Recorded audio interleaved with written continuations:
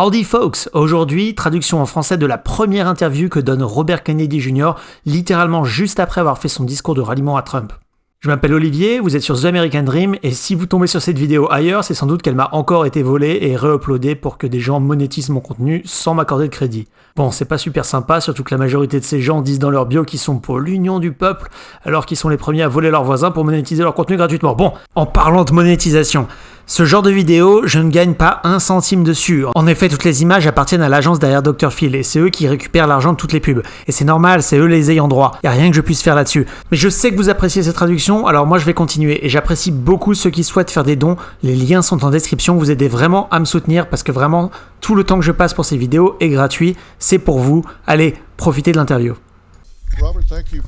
Robert, merci de m'accorder cet entretien. C'est une journée vraiment cruciale pour votre campagne, pour votre vie, j'en suis sûr. Oui, c'est une journée difficile à bien des égards, mais j'ai l'impression d'être sur la bonne voie. Vous avez eu, je crois, près de 1 million de personnes sur votre direct, votre conférence de presse.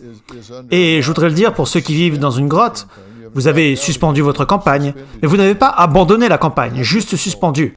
À quel point est-ce que cette décision a été difficile à prendre? Ça a été difficile, je veux dire, pour nous tous, les gens, vous savez, mon cercle restreint qui était impliqué dans la décision. Je pense que tout le monde dans ce cercle a changé d'avis, a fait un virage à 180 degrés, peut-être 15 fois durant ces 2 dernières semaines pour essayer de trouver ce qu'on pouvait faire. Finalement, il était clair pour moi qu'à cause de la censure médiatique et parce que je n'allais pas être autorisé à être sur la scène des débats, je n'avais vraiment pas de chemin vers la victoire.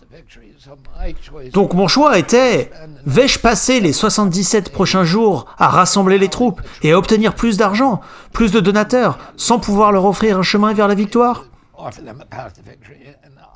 Je pense que ça m'aurait vidé de mon énergie. Et puis, j'ai eu cette série de réunions intéressantes avec le président Trump, où il m'a vraiment surpris, en soutenant fermement la mission de sa présidence, en disant qu'il voulait que son héritage soit de mettre fin à l'épidémie de maladies chroniques dans ce pays. Et c'est ma mission principale depuis 20 ans, c'est de s'attaquer à ce problème. Que se passe-t-il avec nos enfants? Nous avons les enfants les plus malades au monde. Vous savez, quand j'étais enfant, environ 6% des enfants américains avaient une maladie chronique.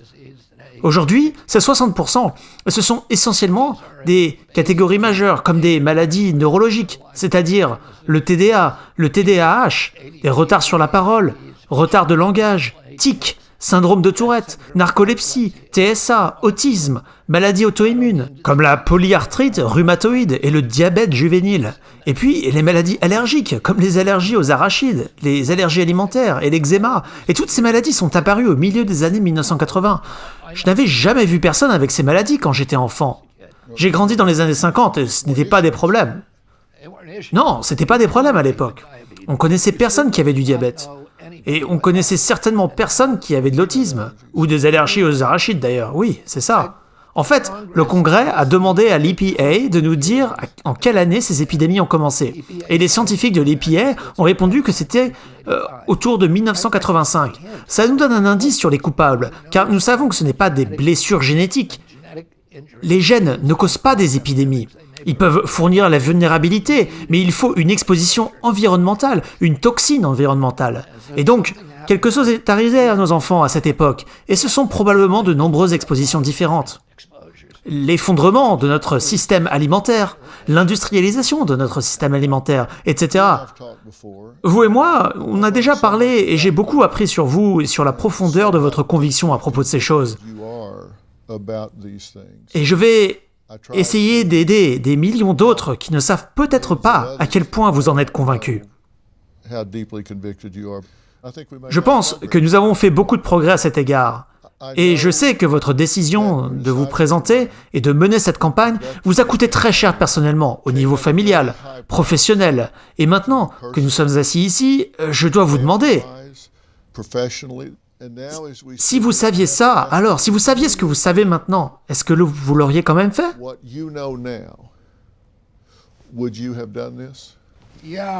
Oui, je l'aurais fait. Je veux dire, ça m'a coûté cher à moi et à ma famille, mais je pense que j'ai fait avancer les choses d'une manière qui va être utile aux gens sur le long terme. Les grandes questions dont j'ai parlé, la censure, l'addiction à la guerre, en particulier la guerre en Ukraine, et surtout l'épidémie de maladies chroniques. Et je pense que, vous savez, cela m'a donné une plateforme pour parler de ces questions.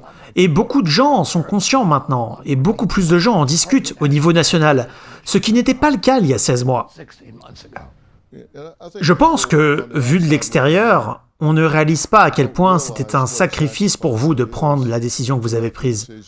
Je veux dire, vous faites des journées de 16 heures, et encore 16 heures, c'est une journée légère. C'est genre 16 heures, c'est des vacances, n'est-ce pas? Et c'est jour après jour, et comme ça. Et puis, d'un coup, vous décidez de faire ce que vous avez fait aujourd'hui. Pourquoi maintenant? Il y avait une raison pour laquelle vous l'avez fait aujourd'hui plutôt qu'il y a 2 semaines? Ou plusieurs semaines? C'était juste une confluence d'événements. En fait, j'aurais préféré le faire un peu plus tard. J'ai terminé d'écrire mon discours aujourd'hui à 11h10, et la conférence de presse a commencé à 11h. J'étais donc à 30 minutes de là, donc en fait, c'est pour ça que j'ai commencé 45 minutes en retard ma conférence. Parce que j'avais vraiment eu 24 heures pour écrire ma déclaration. Et donc, j'aurais préféré le faire dans un contexte plus détendu. Mais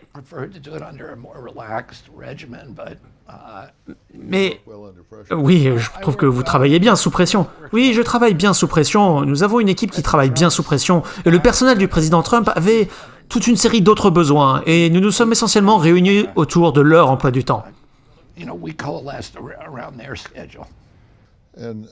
Et j'étais avec le président Trump ce matin, et je l'ai interviewé à Las Vegas. Et puis, je suis venu ici.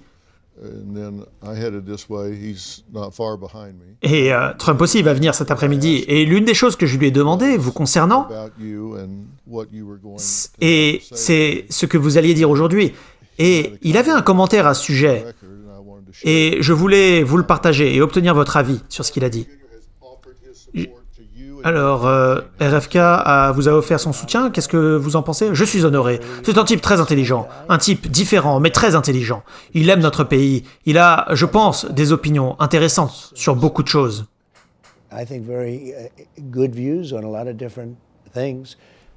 Je le connais depuis longtemps. Nous avons été, en quelque sorte, amicaux, en fait, mais je pense qu'il sera un excellent atout. Je pense qu'il apporte beaucoup à l'élection. Il a beaucoup de gens qui le soutiennent, c'est énorme. Je pense qu'il apporte beaucoup à l'élection et je pense qu'il apporte beaucoup si nous gagnons.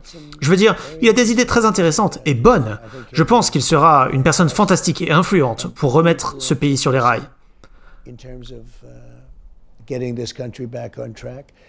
Je pense que si nous gagnons,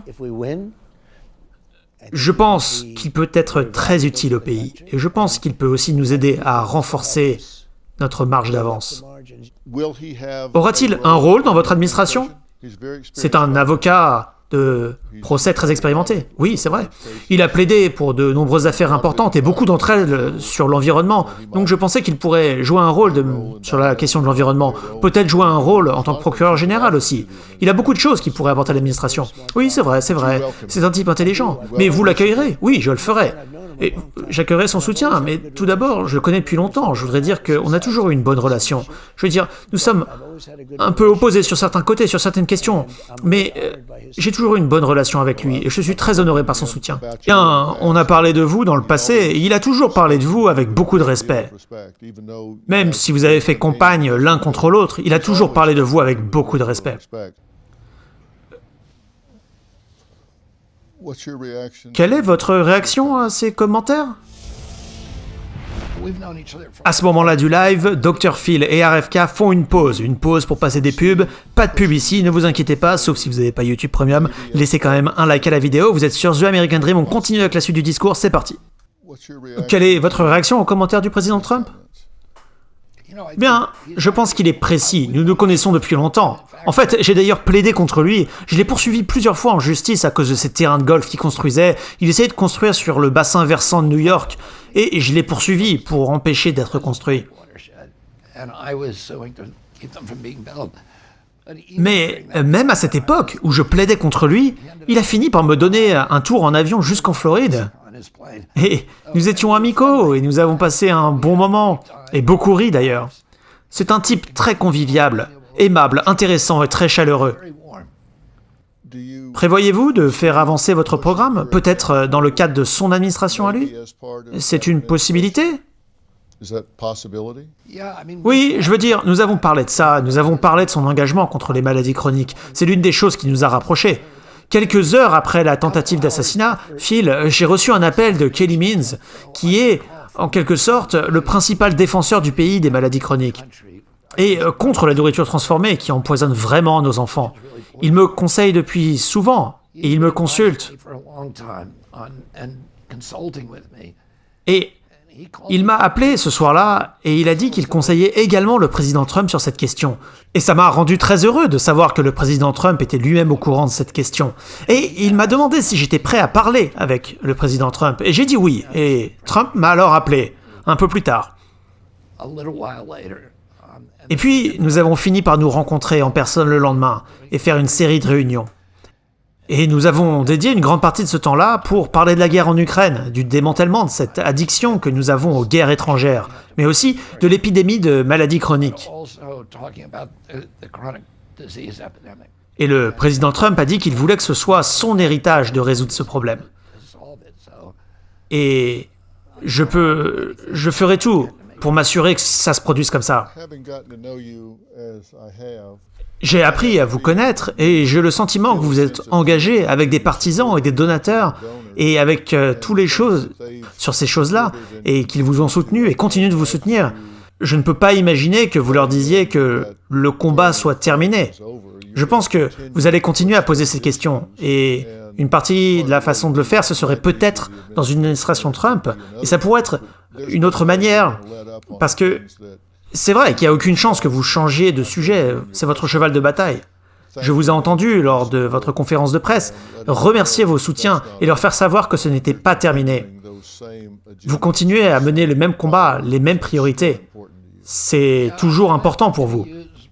Oui, je veux dire, je vais utiliser mes propres ressources et mon énergie et mon talent, mais vous savez, aussi longtemps que je pourrais le faire. C'est pour moi la question la plus importante de notre pays aujourd'hui, parce que nous avons le fardeau des maladies chroniques le plus élevé de tous les pays du monde, et ça nous détruit. Ça coûte 4,3 000 milliards de dollars par an. Ça coûte à notre pays 5 fois plus que le budget de l'armée. Quand mon oncle était président, les dépenses médicales pour les maladies chroniques étaient nulles. Aujourd'hui, c'est 95% de nos dépenses de santé. Ça coule notre pays, et nous tombons de plus en plus malades.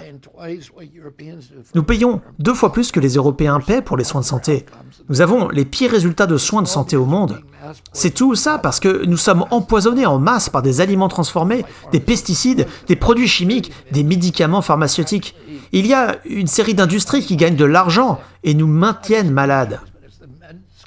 Ce ne sont pas seulement des industries, mais ce sont les écoles de médecine, les hôpitaux, les compagnies d'assurance. Oui, on pourrait penser qu'elles voudraient qu'on soit en bonne santé, mais ils gagnent en fait plus d'argent si nous tombons malades. Et puis, bien sûr, il y a les compagnies pharmaceutiques. Si vous avez une maladie chronique, vous êtes un patient à vie. Ce médicament, l'Ozempic, ça coûte $1 500 par semaine. Et il y a maintenant un projet de loi devant le Congrès qui obligerait les compagnies d'assurance, via Medicare, à le payer pour chaque Américain obèse. Eh bien, c'est 74% de la population. Ça va coûter 3 000 milliards de dollars par an. Et pour une infime fraction de ce montant-là, on pourrait donner à chaque Américain 3 repas par jour de nourriture biologique et le diabète disparaîtrait du jour au lendemain. Le diabète se traite par l'alimentation, par l'exercice, et l'obésité aussi d'ailleurs. Ce dont vous parlez est empiriquement vérifié. Ce n'est pas une théorie que vous avez élaborée dans votre arrière-boutique. Ce sont des choses basées sur des faits. Ce sont des choses empiriques. Et je pense que c'est tellement important. C'était important pour moi que chaque fois que vous parliez de ça, et vous parliez aussi du fait d'être mis sur la liste noire des médias, parce que nous avions tellement de gens qui ne voulaient pas vous mettre à l'antenne. ABC, NBC, CBS, tous les grands réseaux, tous les grandes chaînes, et puis ça a continué pendant longtemps. Et ici, à Merritt Street, nous vous avons donné l'antenne, bien sûr, et nous continuerons de vous mettre à l'antenne, tant que vous pourrez parler de la science. Ce n'est pas une opinion, c'est de la science empirique, basée sur des preuves. Pourquoi pensez-vous qu'ils se sentent si menacés? Est-ce que c'est une question d'argent? Voilà, deuxième coupure pub dans l'interview officielle de RFK par Dr Phil. Ça me permet de vous demander d'aller me suivre sur les réseaux sociaux si vous aimez ce genre de contenu. @TheAmericanDream sur X, Instagram et YouTube. Allez, c'est parti, Dr Phil vient de poser la question, est-ce que RFK est censuré par des gros intérêts financiers? Je pense que quand on parle des chaînes de télévision, elles sont très très dépendantes de la publicité des labos pharmaceutiques. Je connaissais très bien Roger Ailes. Roger était bien sûr le fondateur de Fox News et le PDG de Fox News pendant de nombreuses années. Lui et moi étions dans des côtés opposés du spectre politique, mais nous avions cette amitié qui a survécu à tout cela. Il s'assurait toujours que je puisse avoir accès à sa plateforme pour parler des questions environnementales. J'étais le seul environnementaliste qui passait sur Sean Hannity et sur Bill O'Reilly et Neil Cavuto pendant de nombreuses années. Et à un moment donné, j'ai fait un film sur les impacts de la relation entre le mercure et cette épidémie de blessures neurologiques et le mercure utilisé dans les produits médicaux. Et je lui ai montré le film et il a dit « Tu sais, j'ai un membre de ma famille et je pense qu'il va être blessé s'il voyait ça. » Et il a dit que c'était un film vraiment important.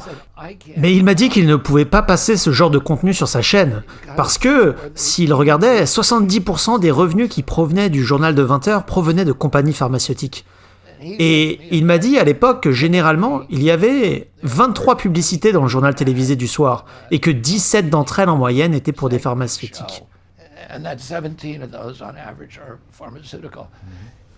Et il a dit que si l'un de ses animateurs me laissait passer à la télévision, eh ben, il devrait le virer. Parce que s'il ne le faisait pas, il y avait Rupert, je parle de Rupert Murdoch, qui allait l'appeler dans les 10 minutes. Il a été très très clair avec moi sur ce sujet. J'ai vu cette preuve partout et sur toutes les chaînes. Ils sont très très sensibles à leurs annonceurs. Et ces entreprises ne font pas de la publicité uniquement sur une chaîne pour vendre des produits, mais aussi parce qu'elles peuvent dicter le contenu. Elles peuvent s'assurer que, vous savez, ceux qui sont dans ce journal télé, eh ben, respectent la ligne éditoriale.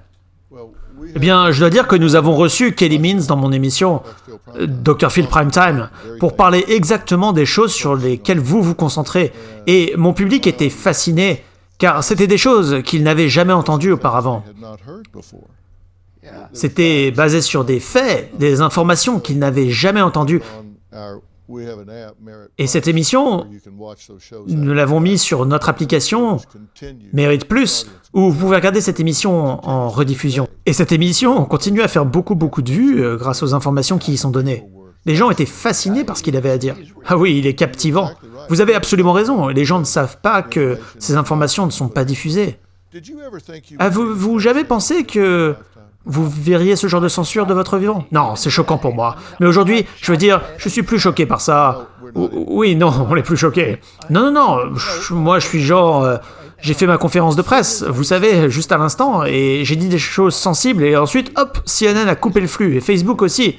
Donc, vous savez, je veux les poursuivre. En fait, d'ailleurs, cette semaine, j'ai obtenu un jugement d'un tribunal fédéral contre la Maison-Blanche de Biden pour avoir censuré mon discours sur ses chaînes et ses médias sociaux, et pour avoir ordonné aux plateformes de réseaux sociaux de censurer mon discours. 37 heures après qu'il ait prêté serment, la Maison-Blanche de Biden avait ouvert ses portails. Et tout ça, on le sait, grâce à la décision de ce juge, c'était une décision de 155 pages. Ces portails étaient gérés par le FBI, mais aussi d'autres agences, comme la CIA, la CISA, qui est le centre de complexe industriel de la censure, l'IRS, le DHS, étaient invités également à ce portail, qui leur donnait accès à tout un site de médias sociaux, et ils étaient autorisés à les censurer.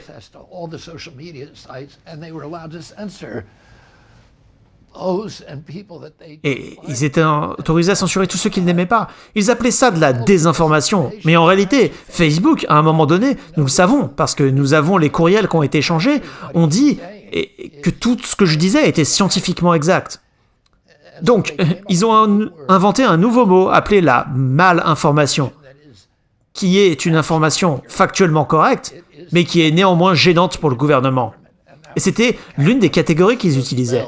Donc c'était de la malinformation. Oui, vous savez, George Martin a dit que le gouvernement n'arrache pas la langue d'un homme pour l'empêcher de dire des mensonges, mais il lui arrache la langue pour l'empêcher de dire la vérité. À la demande de la Maison-Blanche, Instagram m'a déplatformé et j'ai perdu 1 million de followers. Mais Instagram n'a jamais été capable de pointer un seul de mes posts qui était factuellement inexact. Nous avions, à cette époque, l'opération de vérification des faits, de fact-checking la plus robuste probablement du pays. Nous avions un groupe de bénévoles composé de 350 médecins et des scientifiques avec des doctorats, y compris Luc Montagnier, qui a remporté le prix Nobel pour la découverte du virus du sida. Nous avions ce groupe qui était un groupe consultatif scientifique qui regardait tout ce que nous publions. Et tout ce que nous avons publié était cité et sourcé, soit par une publication de revue, soit dans une base de données gouvernementale. Nous étions très prudents pour nous assurer que nous étions documentés. Et personne d'autre ne faisait ce genre de travail à l'époque, mais nous le faisions. Et pourtant, on nous a déplatformés. On a dit que c'était pour désinformation. Mais il ne pouvait pas pointer un seul de mes posts qui n'était pas factuellement correct. C'était perturbant pour notre démocratie, parce que, vous savez, Hamilton, Madison et Adams ont dit que nous avions mis la liberté d'expression en tant que premier amendement, parce que tous les autres droits en dépendaient. Si vous avez un gouvernement qui peut faire taire ses critiques, ce gouvernement a alors le droit de faire toutes les atrocités possibles. Il n'y a jamais eu un moment dans l'histoire où nous regardions en arrière et nous disions « les gens qui censuraient la parole étaient des gentils ». Ce sont toujours des méchants, parce que c'est toujours la première étape vers la pente glissante du totalitarisme. Ils commencent par censurer la parole, et une fois qu'ils peuvent faire cela, ils peuvent vraiment tout faire dans une démocratie. Les démocraties sont construites sur cette infrastructure de libre circulation de l'information, à laquelle nous pouvons tous avoir accès. Et la théorie est que, grâce à l'ardente épreuve dans le creuset du débat, les meilleures idées émergent. Et c'est, vous savez, la démocratie peut alors tirer avantage ou faire des politiques des idées qui ont triomphé sur le marché des idées. C'est notre avantage sur les systèmes totalitaires, car les systèmes totalitaires sont certes beaucoup plus efficaces, mais parce qu'on peut simplement dire à tout le monde ce qu'il faut faire et prendre des décisions instantanément, sans opposition. Mais les démocraties sont désordonnées, mais elles peuvent surpasser les systèmes totalitaires, parce que c'est ce mécanisme de libre circulation de l'information et de débat qui nous donne un avantage sur le marché et au gouvernement. Les flux d'informations sont la lumière, le soleil, le sol, l'engrais et l'eau de la démocratie. Et quand vous les coupez, la démocratie se flétrit et meurt. Hop, autre coupure pub dans l'interview officielle, ça me permet de vous rappeler que j'ai également traduit. Ça me permet de vous rappeler que dans cette interview, ils font référence à l'annonce de RFK de se retirer des États clés et de se rallier à Trump. J'ai traduit tout ce discours en entier, vous en apprenez d'ailleurs beaucoup plus sur toute cette histoire de maladie chronique. Je laisse le lien en description. Allez, c'est reparti pour l'interview avec Dr Phil et RFK. Dans votre conférence de presse, vous avez parlé du Parti démocrate. Comme si vous sentiez qu'il n'existait plus comme il existait, il y a une génération ou deux, qu'il n'y a plus de parti démocrate tel que vous le connaissiez en grandissant.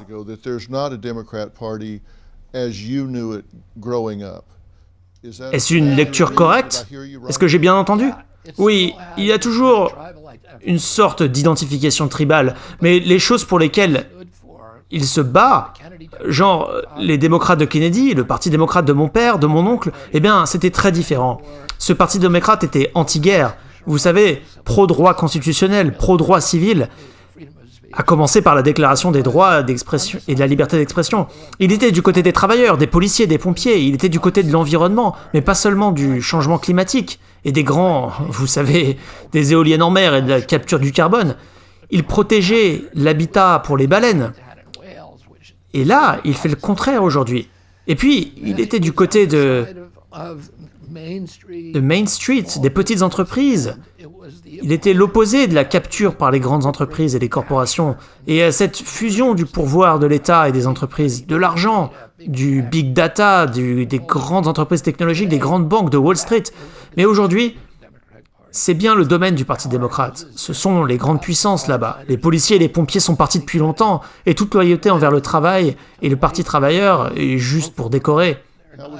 Comment est-ce que ça a été détourné? Comment est-ce qu'ils l'ont détourné? Je pense que, vous savez, le grand changement est survenu. Il est venu avec l'affaire Citizen United. Nous avions une loi dans ce pays qui a été adoptée en 1908 et qui rendait illégal pour les entreprises de donner de l'argent à des candidats politiques fédéraux. Et nous avions, avant cela, vraiment perdu notre démocratie. Il y a eu une série de lois qui se sont passées du temps de Teddy Roosevelt, et les journalistes et les populistes et les progressistes du début du siècle ont vraiment restauré la démocratie après l'âge doré où les Rockefeller, les Morgan, les Carnegie et les Fricks ont pris le contrôle de notre gouvernement. Alors, ils ont fait l'élection directe des sénateurs, ils ont donné les droits de vote aux femmes, ils ont instauré la semaine de travail à 40 heures, ils ont interdit le travail des enfants, ils ont mis en place le premier impôt sur le revenu pour que les riches doivent payer leur part aussi, et aussi un impôt sur les sociétés. La chose la plus importante qu'ils ont fait a été de passer une loi rendant illégal pour les entreprises de faire des dons aux candidats politiques fédéraux. Eh bien, en 2010, 102 ans plus tard, la Cour suprême, très favorable aux entreprises, a pris la décision que les dons étaient en fait une forme de liberté d'expression et que c'était donc protégé par le premier amendement. Et cela a déclenché un tsunami de toute cette richesse d'entreprises, de corporations dans le processus politique américain. Et ça a mis toute cette tendance terrible sous stéroïdes. Le coût total d'une campagne présidentielle était d'environ 1 milliard de dollars. Mais cette année, ça va coûter 15 milliards de dollars. Et pour se présenter au Sénat à New York, ça coûte 300 millions de dollars. Le gars qui se présente aujourd'hui passe tout son temps à appeler des millionnaires et des milliardaires parce que c'est la seule chose qu'il doit faire. Si tu peux pas écrire le chèque, on se parle même pas au téléphone. Il n'a tout simplement pas le temps de le faire parce que il doit passer son temps à mendier de l'argent. Et on commence à voir, après ça, tous ces mécanismes mis en place qui ont déplacé la richesse de la classe moyenne américaine vers cette nouvelle oligarchie de milliardaires. Et pendant le Covid, c'était un peu le coup de grâce de cette tendance. Pendant le Covid, nous avons fermé toutes ces entreprises. 3,3 millions d'entreprises, c'est insensé. Et elles ne sont pas revenues. Non, c'est 41% de ces entreprises appartenaient aussi à des Noirs et ça ne rouvrira jamais. Certaines d'entre elles étaient ouvertes depuis 3 générations. Et puis, qui est-ce qui est resté ouvert? Amazon, Walmart et Facebook. Et eux ont tous ces milliards et des milliards, car ils ont pu faire fermer leurs concurrents. Et puis, on a pu mesurer que 4300 milliards de dollars se sont déplacés vers le haut, de la classe moyenne américaine vers cette nouvelle aristocratie que nous avons. Et nous avons créé en 500 jours un milliardaire par jour à l'échelle mondiale. Donc, vous voyez cette concentration de la richesse depuis l'affaire Citizen United en 2010 et le Covid en 2020, 10 ans. Je pense que notre gouvernement, les partis politiques, tout notre pays a été transformé. Et on voit de plus en plus de cette infiltration et de preuves des agences de renseignement manipulant le public, contrôlant les médias. Ces tendances vraiment inquiétantes, terribles, qui vont maintenant à nouveau s'accélérer avec l'introduction de l'IA. Quelle est votre plus grande crainte si Harris et Walz remportent l'élection? Allez, Dr Phil et RFK ont fait ici une coupure pub, mais nous on continue, vous êtes sur The American Dream, c'est parti. Je pense que s'ils sont élus, on aura plus de dettes. Nous avons déjà 35 000 milliards de dettes. L'administration Biden accumule 1 trillion de dollars de nouvelles dettes tous les 90 jours. Nous dépensons déjà plus en intérêts de la dette que pour notre budget militaire. Dans 5 ans, 50 centimes sur chaque dollar que nous collectons en impôts servira aux intérêts de la dette. Dans 10 ans, ce sera 100%. Donc on n'y arrivera jamais. Bah non, c'est ça, c'est insensé. Et personne n'en parle. Personne ne fait rien à ce sujet. Je pense que nous allons voir plus de guerres. Le discours de la vice-présidente Harris était, vous savez, extrêmement belliqueux. C'était musclé, comme une déclaration sur l'Empire américain. C'est tout le genre de choses du siècle dernier dont nous devrions nous éloigner. Nous devrions avoir un monde multipolaire où l'Amérique peut vraiment briller. Mais nous nous détruisons. Nous détruisons notre autorité morale, nous détruisons notre économie. Je pense que nous allons avoir plus de censure. Et je ne pense pas que la vice-présidente Harris ait conscience, ou même se préoccupe de la manière dont l'IA va affecter l'humanité. Et l'intelligence artificielle, Dr. Phil, pourrait être une très bonne chose pour nous. Elle peut résoudre tous ces problèmes médicaux, résoudre la pauvreté et bien d'autres choses. Et elle peut, en fait, d'ailleurs, rendre le gouvernement plus transparent, plus réactif envers les gens. Mais elle est également plus probable qu'elle soit utilisée par le gouvernement pour nous asservir totalement, parce qu'elle donne à ces agences secrètes la capacité de désinformer nos réalités, de contrôler notre comportement, de contrôler nos perceptions et de nous surveiller. Et donc, nous devons renforcer les bastions de notre Bill of Rights. Nous devons tous être conscients de ce qui pourrait arriver. Nous avons besoin d'un président qui va, en fait, rencontrer toutes les bonnes personnes, rencontrer l'Iran, la Chine, Poutine, et dire « D'accord, faisons un accord sur la façon dont il faut réguler tout cela. »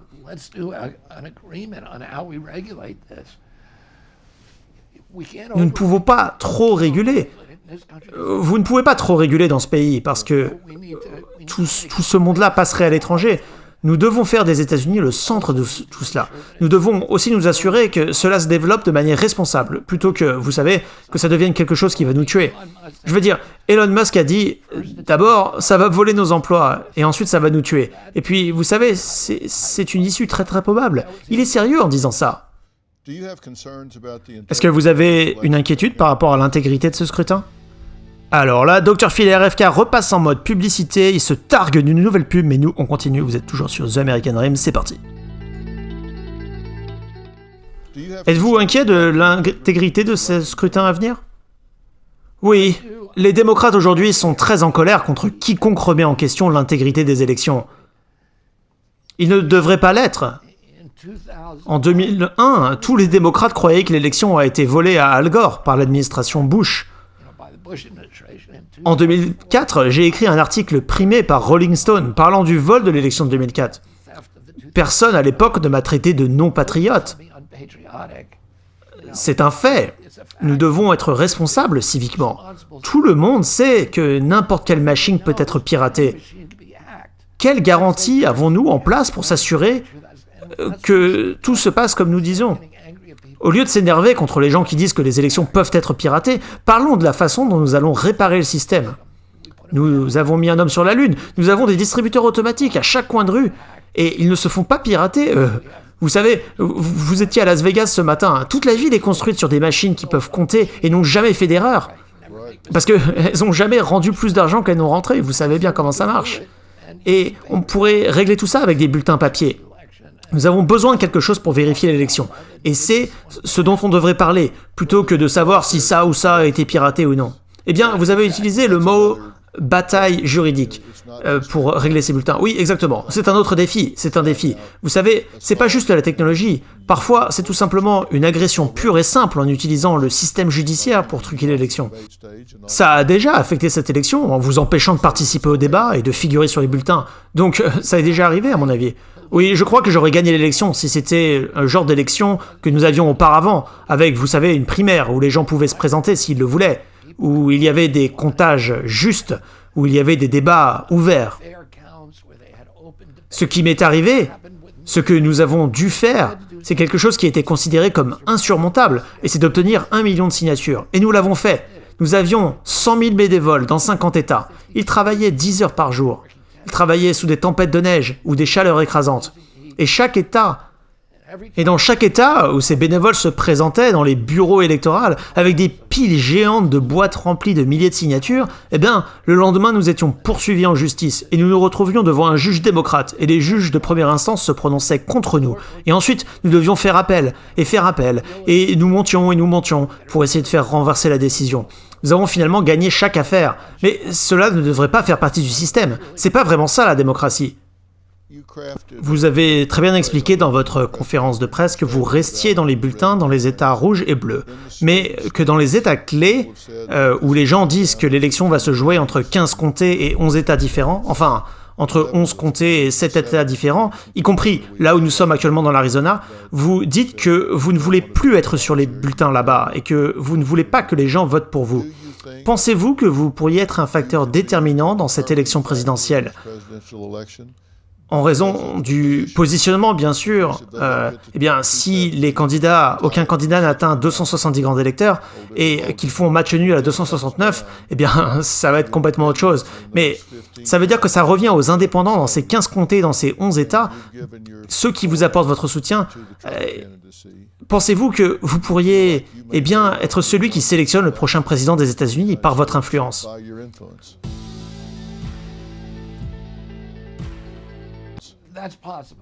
C'est bien possible. C'est ce qui se serait passé si j'étais resté sur les bulletins de vote dans ces États clés. Mais ce que j'ai fait, c'est retirer mon nom des bulletins dans 10 États, qui sont des États clés, des swing states. Nous laisserons mon nom dans les États rouges et les États bleus, les autres États, pour que les gens puissent voter pour moi sans conséquence. Ils ne vont pas avoir peur. Oh, c'est le méchant qui va être élu. Vous savez, ça n'a pas d'importance ceux qui vont être élus dans ces États. Donc, ça permet aux gens de voter pour moi, s'ils le veulent voter pour moi, sans conséquence.